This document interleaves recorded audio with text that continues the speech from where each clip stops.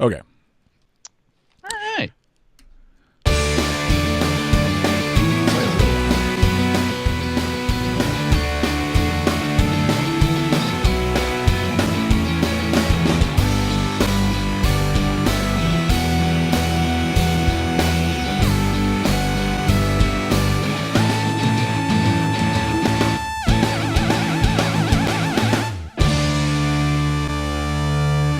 Hello, welcome to Show Me Your Mic, your podcast about podcasting, recording live on Twitch here today at 4 p.m. Central Standard Time.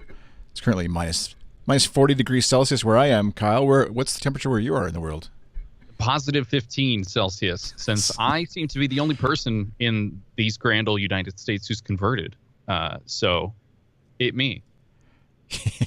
You're fighting the fight when not to get all political, but once Trump builds his wall down south, then we can complete the North America. I think Trump will be on board with Celsius. He seems like the kind of guy who'd get it. He'd understand. He'd be rational. He'd be like, yeah, that makes a lot of sense.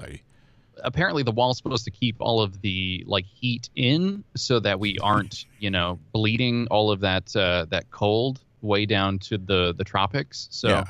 I hope it works out for you. I do think it's a terrible idea, but that's just me. I want to butt in here real quick, and you, as a dear listener, may have heard the intro music that Chris played, and we as well, the hosts, heard it live here on Twitch, twitch.tv/goodstuff_FM. And I may have said this before, but I get real hippos ska vibes from it, and it's good. It's real good. But as a matter of ska bands and media consumption, I took to Instagram stories over the weekend to play a round of ska band or racehorse through Instagram's poll voting, basically. And it did real well with the folks that were on my follower list there. So if you're looking for more morning show segments that I can somehow jam into another platform, do me a favor and give me a follow. I'm Kyle Roderick over there. Right. I was just trying to find. I couldn't remember if you'd changed your Instagrams to the Hot Burps one, or you're just going old school. That's one thing. Yeah, that's one thing that I struggle with. I gave my legal name on Instagram, which I feel like Facebook has on me anyway, so that doesn't matter. Sure. But do you brand yourself? Do you have a some sort of I don't know, name, brand, whatever, for your online presence? I struggle with that pretty much every day. And deciding, do I tweet? I don't know if I tweet. I found a resurgence. I know, I don't know, probably 10 episodes back, it was Twitter doom and gloom. Not because of I feel like I was heavily influenced by what the experience of a lot of other people are on Twitter. The Nazis and the hate speech and I certainly am lucky enough, blessed, whatever, enough not to experience much of that. It's weird. I don't know, white guys on the internet. As a cis white male, yes. I don't know why I'm not experiencing any of that, but but even still, it feels like some sort of subtle shift happened where everyone's like, we have to get off of Twitter, and we're all kind of riding that, and we all landed somewhere, and then we're just like, I don't see anybody else here. And then we look back, we're like, oh, actually everybody's back on Twitter still, and they have done things. I don't know. I'm not going to try and make a case for Twitter being awesome, but it certainly feels like it's a better place to be than anything else. Facebook, LinkedIn, Instagram, even, other than just posting pictures. I don't know.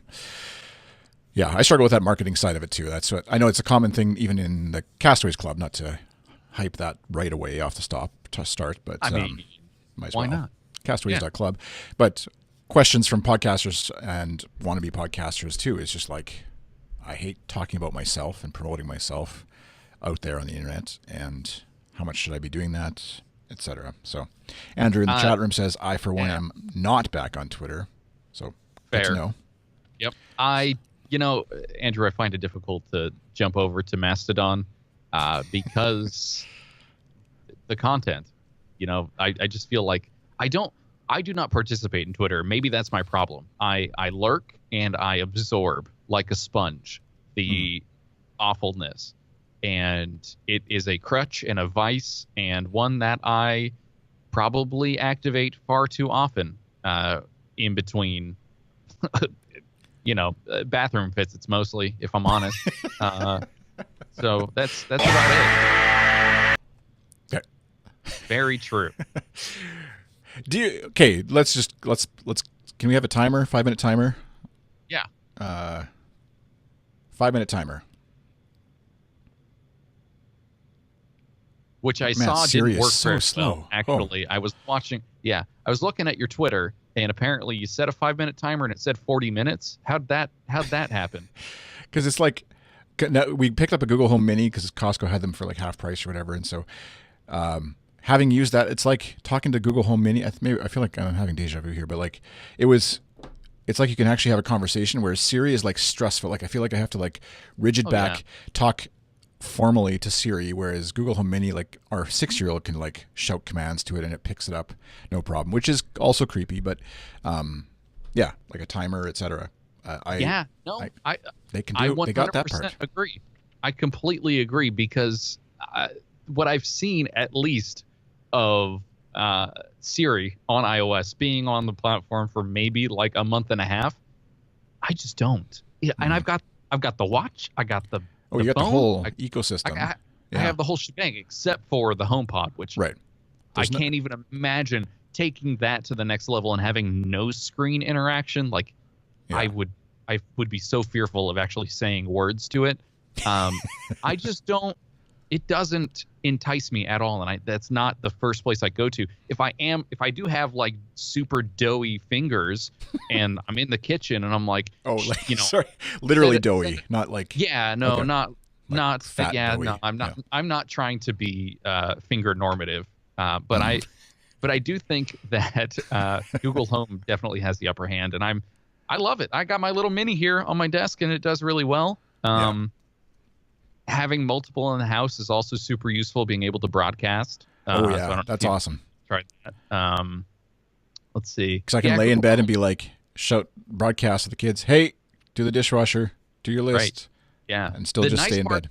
The nice part about the Home Mini, what is this one called? The Home Display, whatever. It's the small one with the little screen on it that they have now, that they released last year.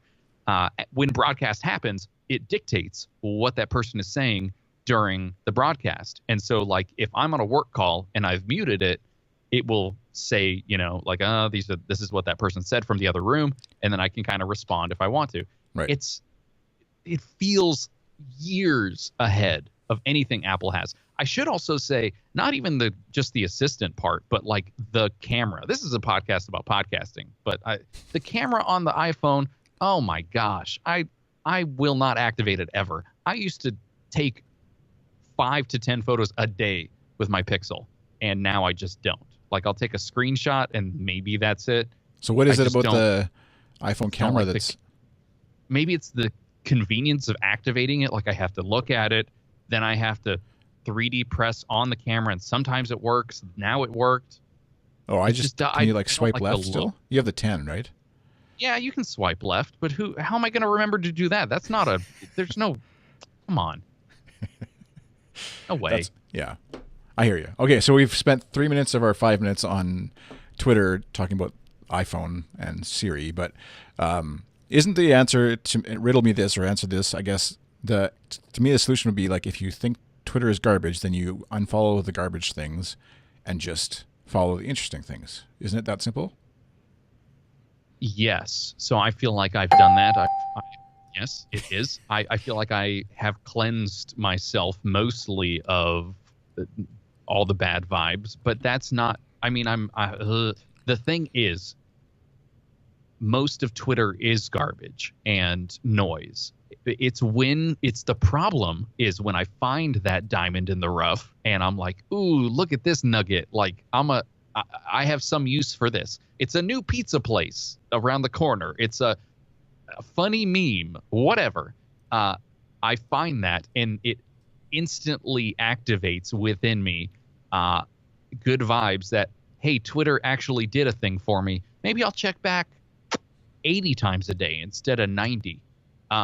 That's the problem, is that there is some valuable content. Mm-hmm. Okay. If it had zero valuable content, we'd be in good shape, and I would GTFO. Be done. Move on. Yep. Uh-huh. Okay. Andrew says he'll give you some good people to follow on Mastodon if you're looking for follows. Hashtag good. Yeah. Good Okay. content. All right. Good Anyway, content. So just if you can figure out where Andrew is on Mastodon, he'll tell you how to follow people. I kid. I like Mastodon. I think it's good to have an alternative. Okay. Time's up. No more social media garbage talk. All right. Hey. Show me your mic. Podcasting. So I guess like in lieu of nothing else really happening in podcasting, I don't know what else we could talk about, but apparently this week Spotify bought a couple of companies, Gimlet Media, who produce a bunch of podcasts, and then Anchor, the hosting company that also hosts a bunch of podcasts and enables super easy podcast creation. And so if you've never heard of Gimlet, they do podcasts like Reply All. I want to say, actually, I don't listen to a lot of Gimlet shows. They had Startup, which was a really good podcast that kind of documented the startup process of starting a podcasting company, a little bit meta. And they have about 12 to 15 shows, I think, something like that. And so that's presumably what Spotify bought, as well as the people behind it. And so for about, $250 million is what's been reported. And then Anchor, which Anchor.fm is a iOS, Android app for creating podcasts and then distributing them on Anchor, as well as out to Apple Podcasts, everywhere else in the world. They picked that up for $50 million. Both of whom are saying, of course, the usual lines of nothing's changing. Don't worry. We're still doing podcasts for Gimlet, and we're still, you can still create podcasts on Anchor. No worries. Nothing's changing. Keep making stuff and keep listening to our stuff because we're not going anywhere. Mm-hmm. What's your sort of like, what was your gut reaction to like, it kind of broke on the internet, I guess on Thursday, or today's Thursday, Wednesday, yesterday. And, Gimlet was last Friday, though, right? Well, there's news or rumors that it was happening. It didn't actually happen until Tuesday or Wednesday this week, where they actually just came out and said they bought both. Got it. It wasn't official anyway, as far as I know. But maybe you're more in the know in California. You're in Silicon Valley, right? That's how California is like all Silicon Valley. Is that how it works? It is definitely a large valley where we grow the silicon or silicon, and we harvest it for food. Mostly we eat it, and it's what sustains us. This is I feel like the hot take train has arrived and instantly left the station after podcast Twitter or podcast personalities added their mild take. We're at at the buffet part where the pierogies have been sitting for a while. There's still a few left. What buffet can you go to where you get pierogies? I need to be in Canada. Did you never have a Bonanza? Do you know what Bonanza is? That a Canadian thing only? Relay.fm/Bonanza. Yeah. Not that one. Sorry, wrong one. The only store burnt down here in Saskatoon a few years ago that I'm aware of in Saskatoon, but I think they're Canadian. I thought they were bigger than Canada even, but maybe not. Maybe it's just anyway. Is it like a rumpus room? No, it's like a restaurant that you go to with buffet. It's like the place your grandparents would take you for supper, and then you'd go and have this, like, not just pierogies, but like, settle down, Andrew, in the chat room.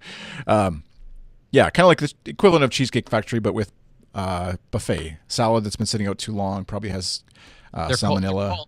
They're called Golden Corrals here in the U.S. I don't know if you guys have those. No, we don't. Yeah. Anyways, this is why we never get it to any actual podcast discussion, because too long down every rabbit trail. So your medium warm take is what? I can read verbatim what I sent you in a private channel, and maybe we can use that as a jumping off point. But I think I have a much more nuanced take at this point.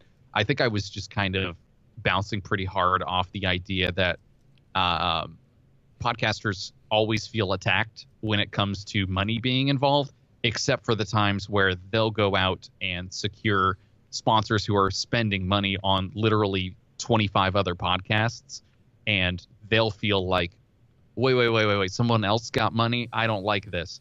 I guess that is a take sort of in itself. But let's see. I said podcasting doesn't need to be free and the paid content won't keep free ones out of the space. Free ones being free podcasts.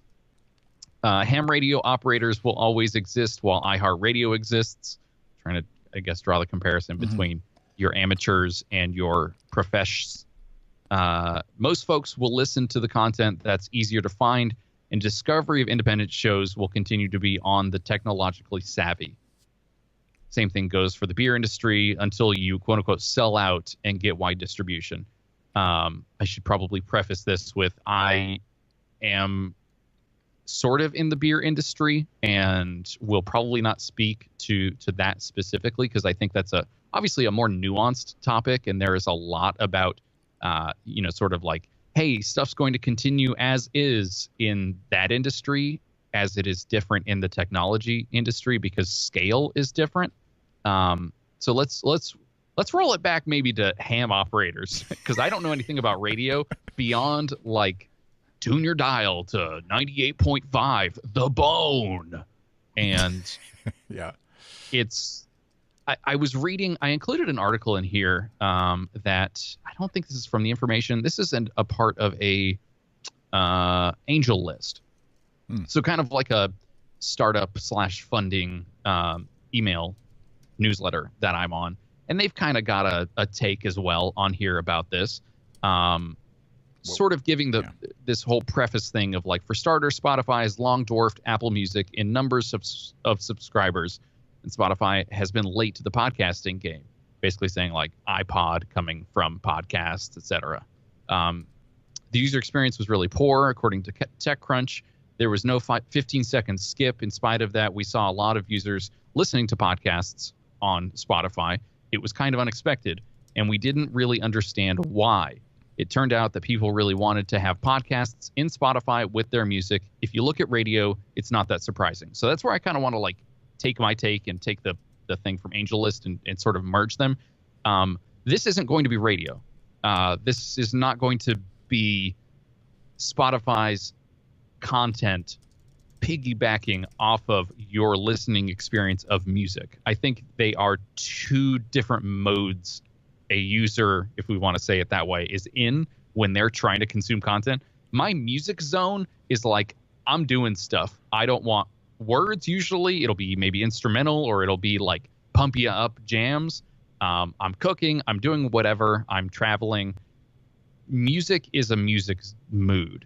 Podcasting is different. Podcasting requires some attention and a focus on the content that is being described, be it a show about a murder or a show about a cake or whatever, right? Like it can be, it's got a subject matter that forces you to sort of pay attention. And I think switching those modes back and forth only happens in the context of radio when you've got a DJ having some sort of, morning zoo style conversation, and then they'll kick it off into music, and you're like, okay, I'm not really doing anything anyway. I'm just kind of on my commute to work, and I can focus on what this person is talking about. But trying to switch those two modes for the user, I think is pretty difficult, and I doubt on Spotify that's how people are acting.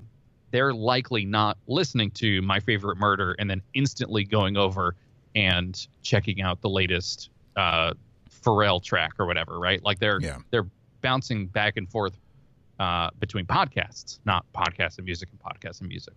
Because you're not going to create a playlist that is, country song, your favorite murder podcast, country song, right? You're not going to create a DJ set list of that stuff just to recreate the radio listening experience. So I think that's probably a misunderstanding of how folks are spending time there.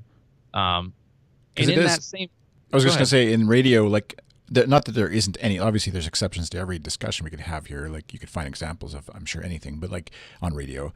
But, a long form radio doesn't work very well in mass media because it needs to be bite sized, your commute sized, your walk to work or bus ride size or whatever content. And so you can't have like a 45-minute show that is broadcast and then not that there isn't anything like that. I'm just thinking of like Canadian broadcasting up here anyways on the radio has there's a story driven content that's like for 1 hour or whatever, but then they switch back to news for the next hour. Like, so I don't know. It doesn't lend itself to that in terms of what you would traditionally broadcast and then repurposing on Spotify, I guess. But sorry, I interrupted you. You were mid.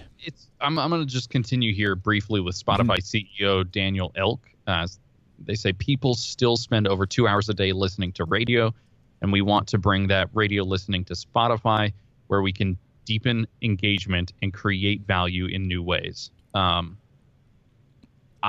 It's really interesting because I think Spotify has long since monetized their non-subscriber users with radio style interjections. And so to them, I think they see the parallel to that, where you've got a free Spotify account and you're monetizing users based on these like interstitial things that are basically, they're radio style advertisements. You're not doing, 6 of them back to back and then going back to 2 songs, but you're still able to target people with those ads. There's a lot more flexibility with those, and they probably return better than actual radio ads, which is interesting as well. But still, I see it as a miss with the whole podcasting acquisition. What it does do for Spotify, though, and with this acquisition of Gimlet Media, is it adds the ability to create more subscriber content. So things that you need to basically upgrade to a Spotify premium account in order to access, so that it feeds back into the podcast creation and they can convert more subscribers or convert more users to subscribers and make more money off of them. I think that is something that they are not doing with podcasts currently, and Gimlet Media will push them to the next level to be able to do that. I kind of think that's all that is. I would also say, and I think in some of the conversations that the folks over on Castaways have been having, Gimlet Media, the acquisition was way more than Anchor, which we will probably talk about here briefly in a second. But Gimlet Media is a content creator, and what they're bringing over is IP, right? And the capability to record new shows. The word so far is that things like Reply All won't be Spotify exclusive only. It'll still be available on all their other platforms. But that does not preclude future stuff, obviously, from being just Spotify. So in all honesty, I don't think that's a problem. What they're doing is they are kind of taking the Netflix model of, this is our original content. You come here for this. It's on demand. You watch it or listen to it when you want. And that's kind of it. And I can see some sort of like blending of video content and audio content on Spotify to make that case for folks to upgrade to their premium tiers on Spotify. I think it's a super, super smart move for them. So we'll see what happens. Yeah, I think the other angle on it too is Spotify. This gives Spotify I tweeted this out the other day, is like now they can be, I think, a premier partner, just like Apple Podcasts appears beside big brands as find our shows. Like I'm amazed always at how big brands, anyways, just list Apple Podcasts as where their show is found, even though it's found everywhere else. It's not exclusive to Apple Podcasts, but they just basically follow Apple's prescribed marketing plan for your podcast website and have the listen or subscribe in Apple Podcasts as the primary button and the primary call to action everywhere, even in print ads and et cetera that you might see for podcasts, bigger podcasts. And so I think this allows Spotify to appear beside that, Spotify having a big enough brand that in a way that like Pocket Casts or Overcast or whatever is not there. Nobody's going to advertise for Overcast with their podcast, but knowing that their show is on Spotify now, I think that logo appears just as much as Apple Podcast does going forward.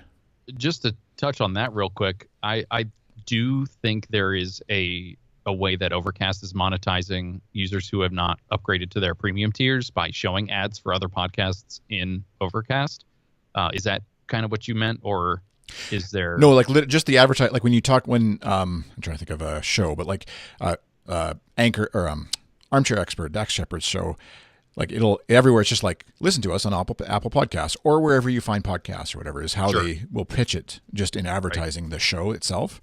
Yeah. And then but now like because Spotify is a big enough brand worth mentioning, I can see and Spotify I'm sure will have the the Bringing it sales up, team yeah. bringing it out or working those connections so that it'll be now Apple Podcasts and Spotify as the two sort of premier platforms that you can find our show on and other places that you find your podcast or whatever. And that's where I think Sure. Google will probably want, get a little more jealous of like, hey, we're over here. We're a big company. I don't know. Yeah.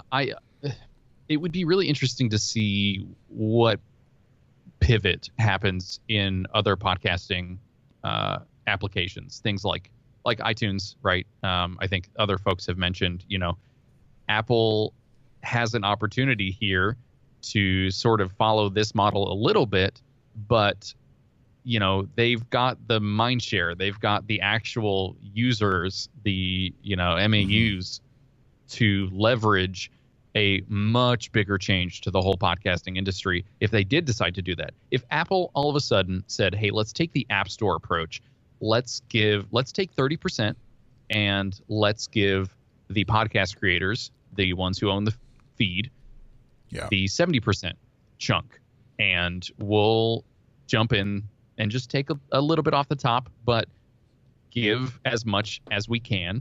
A show like the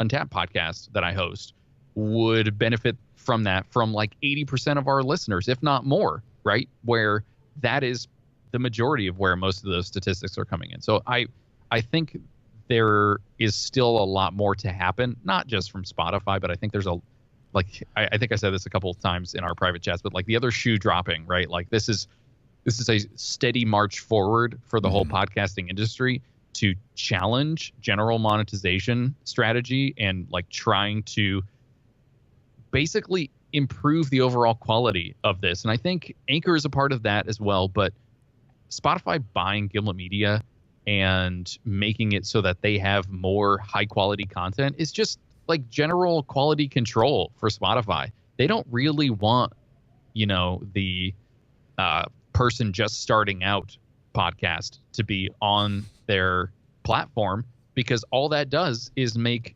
their distribution model look weak. They want the top tier celebrities and these super awesome produced shows to be on the application so that it keeps folks sticky and opening the application every single day to check out the good content, right? It's like Twitter versus Mastodon, right? Like I want that I want the good content, the hashtag good content.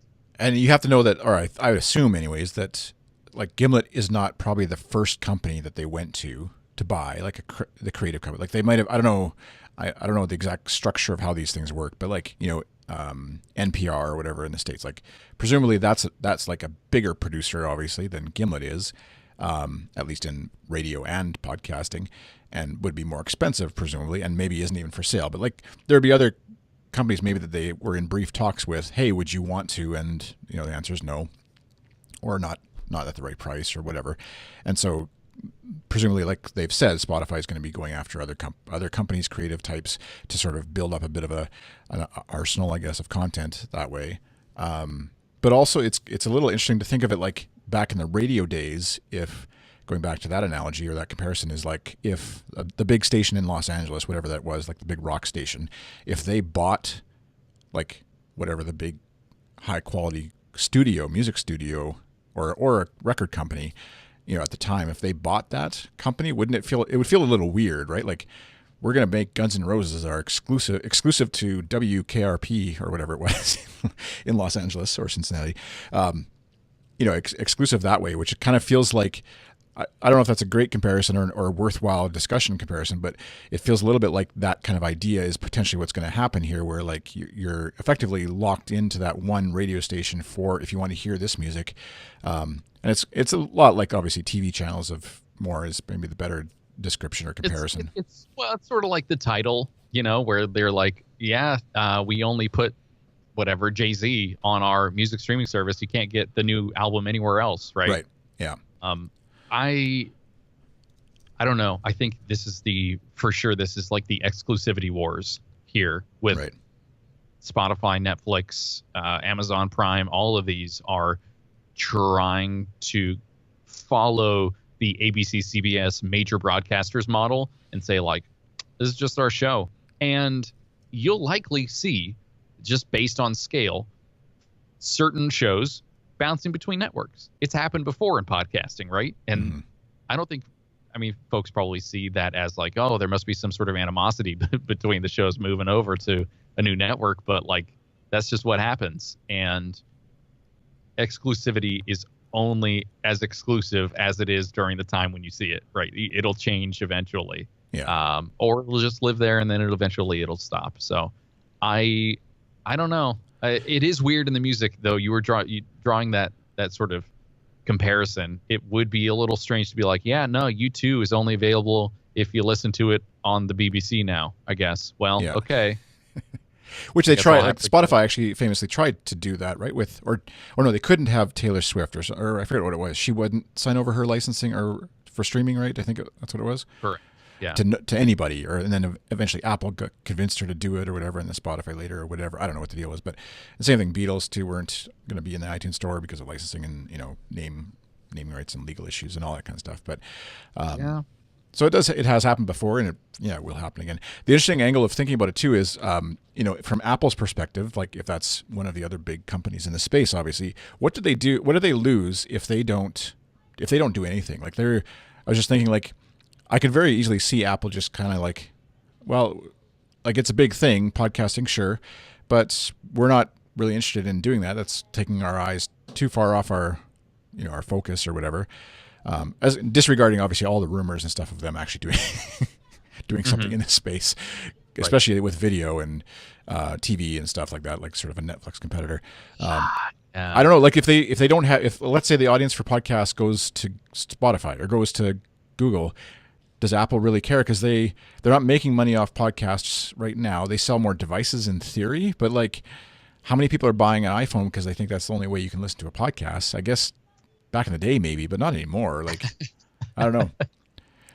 Yeah, I don't know either. I think trying to if you look at Apple's track record with the changes that they've made in the past with podcasting, it is very, very slow. Mm-hmm. I think Apple's new media strategy with the rumored changes to like TV and whatnot, and the potential for all of this exclusivity that Apple is going to have with their new content, that I think Beats was the other example of that, right? A couple years ago, 2 years ago, 3 years ago, where there were these Beats One radio stations completely exclusive, and folks would sign up for Apple Music just to listen to those. I think that model is going to be more of what 2019 has in store, be it for video or audio or whatever. Mm-hmm. I'm not going to say independent podcasting is dead, because clearly you can do whatever you want and put an MP3 out, but this is the super great unbundling of 2019, and you have to have a subscription to everything in order to get your little bits of content in there. Yeah, that's a show title there, the great unbundling of 2019. Because it is kind of like maybe Apple was a little bit too soon to the idea with Beats One, because you kind of saw equal measure of like people are like, well, if it's exclusive to Apple, I just won't watch it then, because I'm not going to pay for Apple Music to watch carpool karaoke or whatever. And especially because they didn't have enough. I feel like for the vast majority of people, like, I'm not going to convince my friend to, like, they need to get Apple Music because then that's the way you can watch carpool karaoke. And it's like, no, I'll just find it on YouTube or whatever later somewhere else or whatever. But it's I think it's an interesting play now if Spotify does this. Apple, I think, famously, I've been reading, it's an older book now, Infinite Loop, how Apple, the world's most insanely great computer company, went insane, by Michael Malone. I forget, I don't have the details of when it came out, but it's definitely like 99, I think. So it's before iPhone, before et cetera. They're kind of like resurgence. It's written very much like, here's how Apple screwed up and basically died. It's kind of like how the book is written all the way through, and examples of their greatness, but then also how badly they screw things up, and how obviously Steve Jobs is a horrible dick throughout a lot of it. Doesn't come off very well. Definitely doesn't have his the book is written not knowing that he's died, obviously, and etc. But it gives That's very interesting. Yeah, it gives interesting. It's kind of like look behind the scenes, and obviously it's hearsay, and some of it's story, and some of it's true, and some of it's made up, a little exaggerated, etc. Who knows? But taking it for what it is, it just gives the humanness of it. We think of Apple and even Spotify too as like polished companies who do these exclusive deals and make these arrangements, but really it's just like somebody gets it in their head to like do this thing, and then they're going to try it, and the investors are all for it, or maybe they're fighting the idea, and it kind of goes off really horribly because someone says something at a meeting, and anyways, just like the sort of amount of luck and randomness that also is going along with all of these kind of discussions. And we'll find out later what the true story is behind all this. Hopefully Gimlet does some sort of like update on Startup where they talk about this process.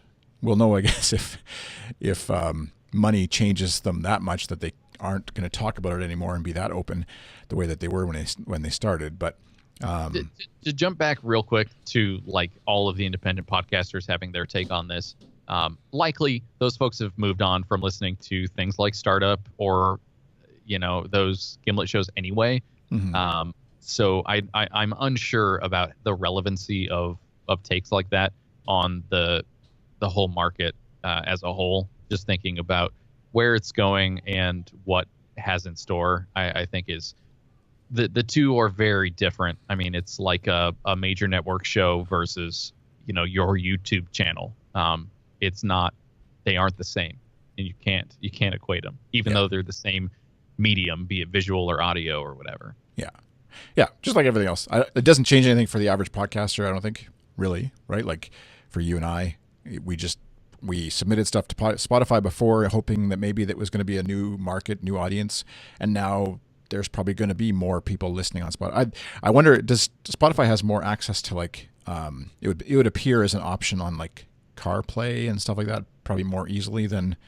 I'm just thinking of like the generation or the type of people who don't know how to like Bluetooth stream a podcast, but would just like happily turn it on in their car if it was like a button, CarPlay or like radio. Whatever.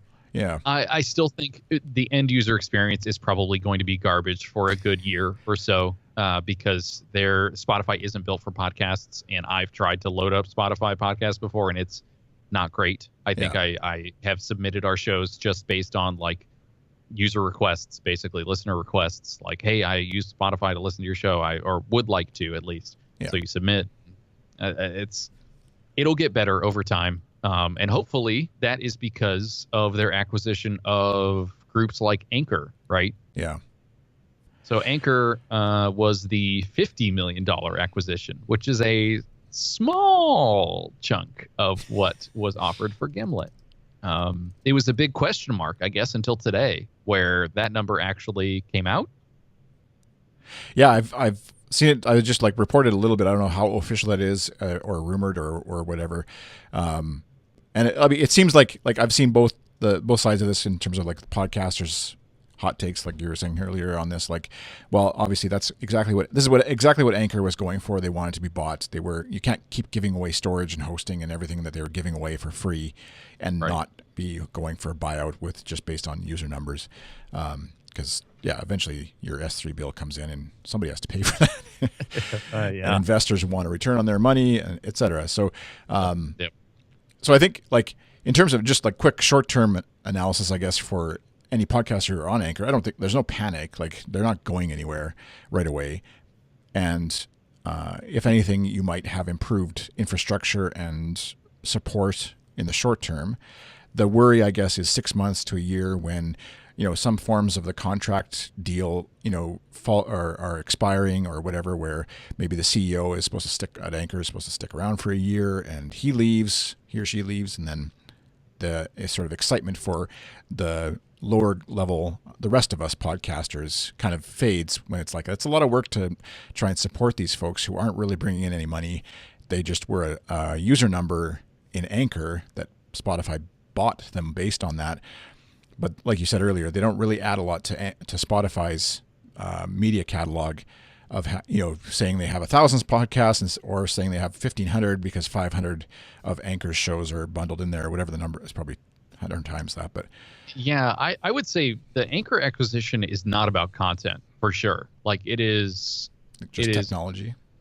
It's probably technology. It's probably people, and maybe Anchor's creation process. I think so. I sent you a message last week sometime saying like, hey, it looks like Anchor's going to be bought. Like they had mentioned that there's going to be a major announcement, and Spotify is rumored to make this acquisition. Anchor's next, and Apple. You called it. So this was solely based on two facts: the fact that they said that there was going to be a major acquisition, and two, Anchor does that radio model with Spotify content. Anchor lets you record 1 second to, I believe, like as long as you want on their platform, and then put different Spotify songs leveraging their API interspersed between your like voice. It is the radio model. So that like it was a natural fit for this, being that they probably had stuff that was already very much synergistic, if you would, with Anchor. And I don't know. I mean, this is good for Anchor. That's fine. But like you said, it could be 1 month. It could be 1 year where you get the email from, I actually probably get like 4 or 5 emails because of all the accounts I've started from Anchor. And they say like, hey, our EULA changed. By the way, we own all your stuff and it's going on Spotify, but we own it now.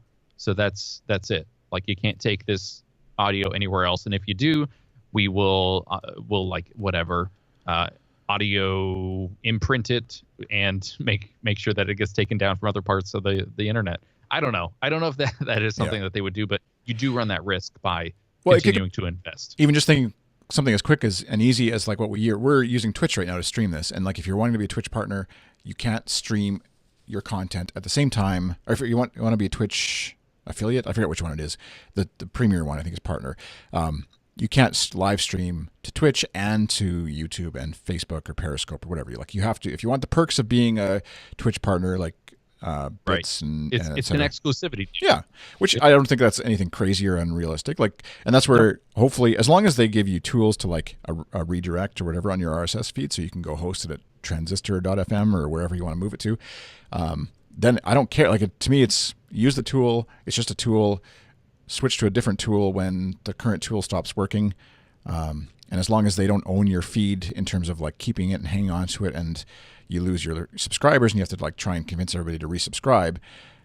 That's the main issue in podcasting, is because you're still the one talking to the microphone, recording it, etc. And so as long as you have portability there, I think you're going to be fine. And Anchor is by far the easiest way that I've come across anyways to get audio out into a podcast form. Like it's dead simple, and it for sure it is like microphone to RSS in less than 5 minutes. It is super, super simple. But that's why I think strategy wise, this doesn't line up for me with Spotify's goals of creating quality content and buying a platform that is about amateur content. It's a really weird mixture of goals. So I would not be surprised if for $50 million they acquire the people and shut down the service. I think that or leverage it to be like, hey, we took Anchor's voice and audio or voice and music playlist creation experience and put it into the Spotify app. Now Anchor's closed. Like that's kind of the only way I could see that working for them.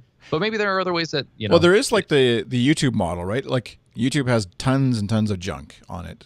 And there is premier stuff, but they've made money theoretically off of advertisers, putting their ad in front of my show as well as some other premier content on their PewDiePie's show, or I guess whatever, like with real viewers, and then also my show with 100 viewers or whatever. And they, they're advertising the same kind of stuff, and you can do targeted advertising, et cetera. And so you could see Spotify doing something similar in bulk, where they're just like, here's all the shows we have. There's this really tiny one called Show Me Your Mic that gets 50 listeners and doesn't pay very well. You don't have to pay very much to be on that show. Or you can be on this Gimlet show, Reply All, on Spotify, and Right. you pay through the nose for advertising. And either we'll put your ad in both with a click of a button, and you'll get detailed reports and analytics. I think it's none of that. I think it would absolutely be, you've got the podcast content, and then we algorithmically throw ads around it that have absolutely nothing to do with the podcast you're listening to. You'll get served up an ad for DiGiorno pizza because you searched on the web for it on any podcast you listen to, whether it's Show Me Your Mic or it's, Reply All. You're Right. going to get that DiGiorno ad. So I think that's Spotify's end goal, probably, is just to be able to sell in en masse, basically, and advertise to literally the world. Because if you compare, if the current system where once you're Spotify, whatever they call it, Pro, or upgrade to regular Spotify, whatever it's called, you never would hear an ad or see an ad, right? Like that's the premium is kind of the way you get rid of all that stuff, right? Correct. Yes. So here now they get a model where they can add podcasts maybe for premium users, list subscribers, but the podcast listener is still accepting of having ads in their show, so they can sort of double dip maybe that way. Whereas obviously if you've got a playlist of Taylor Swift songs and then halfway through they're like, by the way, Taylor Swift loves blah, blah, blah. Buy a Ford car. Yeah. You like. Oh, you froze for a second there. Yeah, no, you did too. Anyway, probably the Fortnite playing played here. Who knows? We'll see. It'll be interesting to see. I guess for the folks who are using Anchor, like I said, I think keep using it, but just have a backup plan sort of roughly in place. It's kind of like somebody new moving into your neighborhood, or a business new moving, whatever the bad thing is in your world, whether that's like a porn shop or a vape shop, I don't know, whatever, that brings some ruffians that you're not going to be too happy about. You maybe just start looking for a new house somewhere else and in a different neighborhood or whatever. And so similarly here, I think just sort of have like an idea in place of like, okay, if and when, but probably when Anchor decides to get bored with my show and doesn't want to pay. Create your podcast go bag. Yeah. Your one click export. There is a medium.com article by Amanda McLaughlin, I'd say, 3 lessons for podcasters from someone who lived through YouTube's buyout. It's a worthwhile read, I think, just to get some perspective from Amanda, but there's a lot of it I disagree with, I would say, respectfully, clearly, but I think there is generally a good sense of platforms or tools and not friends. I think that is for sure the line I agree with most. Mm-hmm. You utilize this as a tool to what end, right? To a goal. And that's kind of all you should expect of a company or of a platform. There is a lot about like I would say the product process as it pertains to YouTube that lots of folks who are creators on there feel entitled to by saying things like they didn't think about users, or the experience that they gave was crap, and all they're doing is thinking about themselves. Google's just thinking about Google rather than their users. And I can tell you from experience that is almost never the case. I think it's absolutely disingenuous to kind of rope all of those product managers and all of those designers into a non-user centric design world where you're saying like, well, the people that are pulling the strings are just the business people. I think that's an unfair representation of the work that folks are doing on these different platforms and these businesses. But I do agree that sometimes they do outweigh the design choices that you've made. And so it's about balancing those things, and that's what makes a good product manager, is being able to balance those needs with both what the business needs and what the user needs. So I will say that it's a worthwhile read. Go check it out. It'll be in the show notes. But yeah, just wanted to make sure I mentioned it. Yeah, I think that was my take too. I forget where I put that in, maybe in Castaways as well. It's just that we were all uploading stuff to YouTube, and then Google bought them. like any sort of video stuff was going to YouTube. Whereas these days, obviously, there's plenty of platforms still available. It's not like every podcast now has been basically bought up by Spotify, and so you're stuck with Spotify whether you like it or not, unless you build your own infrastructure kind of thing. And so, it's a little bit different. But if you had been sort of, I guess, using Anchor exclusively and were dependent on that for your sole income, this would definitely apply to you in terms of like, be wary of where this platform goes, I think. Monty or Clueless in the chat, so that's a great take from the article. Yeah.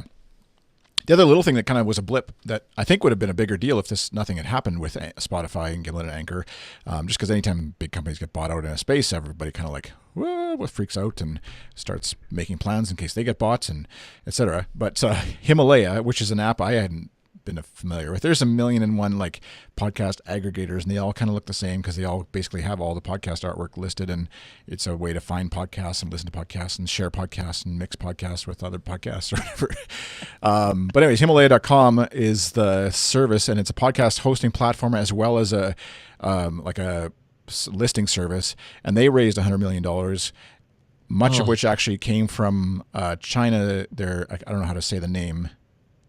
I'm going to pull up the Yahoo article now. Yeah, it's probably the Chinese version of Himalaya, actually looks like, maybe, but China's biggest spoken word audio platform, as well as like the Dallas Mavericks, Starburns Industries, which I don't know what that is. That sounds like something from Community, the TV show, but and Studio 71. But basically, you can, again, another place to host your podcast for free, and you can flip on sponsorship and or tipping, I think, as well, which feels like it was kind of felt like a bit of a response in terms of the news cycle to Patreon sort of stumbling with like, hey, we're kind of not sure how sustainable this industry is going to be for us. And then along comes this other platform, and people kind of were like, oh, look over here, you can take tipping. Like, I don't know. It feels like, well, if we don't learn from the issue or the mistakes we made with YouTube, round one getting bought by Google, Anchor getting bought by Spotify, then this new company that's taken on $100 million of VC funding is not going to end any differently, really. Like, yeah, no, and I can't remember where I read this, but seeing that the Chinese podcasting market is so much bigger, like almost exponentially big. It was like James Cridland, like 7 billion instead of 500 million or some number like that, where like it's huge. Yes. So James Cridland, the tweet that you actually posted. That's pretty wild. And I just think, what can you do with 100 million? You could probably do a lot. But to basically have this kind of strange Pinterest style business model where all you do is aggregate and then you monetize on top of the aggregation is weird to me, in this market where everyone's trying to be exclusive and have the content and be the content creators. So I'm curious to see where Himalaya goes, but I don't know enough about this kind of market to know whether or not this will continue to be successful or just become like one of those breaker apps or one of the these aggregators that are just like, we threw, or Flatter, where we threw monetization on top of everything that already exists, but like you have to pick and choose. Do you choose Patreon? Do you choose Flatter? Yeah. Do you choose Himalaya? Do you choose like where am I going to put my tip? And I just there's too many platforms, right? And for the creator, that's great, right? You're trying to say, I'll get it through YouTube, I'll get it through my Twitch Prime subs, I'll get it through on Patreon, I'll get it through whatever you want to use. Send me your effing money. I'll take it. Effing money. That is great for the creator. It is a super weird way to run a business, I think. Yeah, Breaker. That was another one that they just announced. They're called Upstream, where you can sell your podcasts. Basically, it's kind of the idea where listeners easily pay to unlock your content instantly. So it's like basically kind of that idea of like you've got a podcast, you're going to subscribe to it for $4.99 a month, and it's with Apple Pay, Face ID, etc., all done through your Apple account, which is great. Love it. That's brilliant. Like I think you will get people doing that because it's so simple, and just like when Apple first came out with the iTunes Store and like buying music for 99 cents, even though you could theoretically find it for free on the web, you'll get people doing that, and I think it's an interesting way to go. I just don't know how as a creator, how do you like figure out where to put stuff? How do you decide, like, you're going to go exclusive on Breaker, which then you're right back to where you started? Like, if Breaker has a business model of like, this is our thing, we're going to do this, we're never going to sell out, we want to just do podcasts, great, then that's awesome. But like, the platform is going to get bought by someone else along the way, and it's going to, I don't know, it just feels like I think, yeah, Breaker's competitive advantage here seems to be that they're a social platform instead. So like, they're creating this social proof between like, hey, if I see that's what Chris is using, I guess I'll go join Chris over there. And now we build on top of each other because there's proof back and forth between like, oh, Kyle just subscribed to Show Me Your Mic, and things like that. That plays back into whether or not you're going to open up that app again and use that continuously. I would say almost to the same level that my Pocket Casts listening habits are, where like I see my statistics in there and I am regretful every time I listen to a podcast in Overcast, because I'm like, I want my aggregated stats of all of the things I listen to be in one app, but the newest update is just untenable, and so I'm like struggling through that. Yeah, I see like Developer T, which is a podcast I know I've heard of before. They have like 12 subscribers at $4.99 a month. Like, it's kind of nice. It's all public and on display. So, you say 12? 12, yeah. Like 12 paid subscribers, right? The ad-free version, right? Which I know, we're circling around it, and we probably need to wrap it up here. But I know I saw Dan Benjamin responding to somebody's tweet about like, wouldn't it be great if you could get 5,000 Patreon subscribers or whatever, Breaker, etc., paying you. So then instead of you'd have 15,000 subscribers, but you actually have 5,000 of them paying, and then you just have 10,000 that are getting the ad version, and you send out to the 5,000 folks ad-free version. But Dan's response was that it actually hurts them, because then now to sponsors, they only have 10,000 listeners instead of 15,000. So they get paid less there, and it's not proportionally enough, et cetera. And there's all sorts of business stuff there. But it does get complicated when you sort of are differentiating. And that's where I guess something like Breaker makes it a little easier that way. You don't have to worry about which one who's getting what, et cetera. It takes care of it, presumably, your premium or not feed, and all handled within the app. But yeah. Something's going to give, though, because, I mean, YouTube has won the video war, right?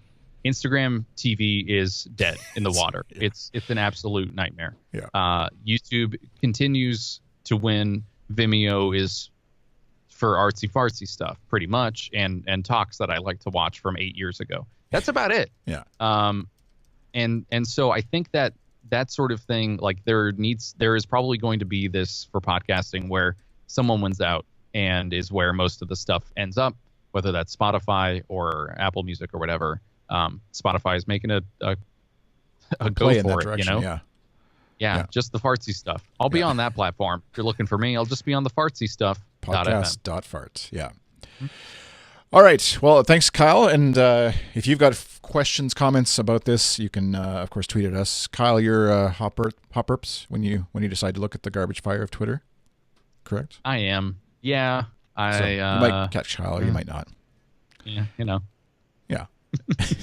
And but if you've heard us mention Castaways, Castaways.club is the podcast community that I started, and if you've listened to this podcast, you've probably heard me mention that a few times. But it's launched last week, and so there's about 12. Yeah, hooray! I don't know my soundboard going. Oops. Just a ding. You do need a reggae horn. I'll see if I can get you one. Close enough. Castaways.club. That kind of fits. It's like a foghorn. It's not a Survivor community. It's not I forget who else. Anyways, there's lots of things we'll pivot to if the industry doesn't follow us into community stuff. But anyways, castaways.club, patreon.com/castawaysclub is how you can join. And there's a forum, there's Discord chat, and actually working on right now some not courses like buyer's guide, but it's going to be community-driven buyer's guide. So it's not like, I don't know. There's a million and one buyer's guide. There's a million and one how to podcast sites and courses and whatevers. And so this is just something that's going to be community driven, built for the community with advice and feedback from the community. And we'll change it and adapt it as we go, and different folks have feedback on different ideas. And so anyways, patreon.com/castaways club. There's still a few slots left for what I was calling founding members at $7 a month, and then it'll go up to $10 a month. And then I think in 2020 we'll just charge like $200 a month or something. I don't know. It'll be crazy expensive, so you better join now. Yep. That's my pitch. And you can find Kyle also, your Instagram.com/Kyle Roderick. Go watch his stories. If you want to play another round of ska band or racehorse or any other sort of morning show segment I do decide to bring back as a part of my Instagram stories, Kenny, you missed out. Yeah. Twitter.com/show me your mic is where you can find this show. I'm iChris on Twitter. I am active on there because I still think there's hope, even if Jack is a turd. And Twitter.com/Goodstuff.FM is our podcast network. And I don't know what the FFF is for, Kenny. You should also listen to the Untapped podcast, podcast.untapped.com.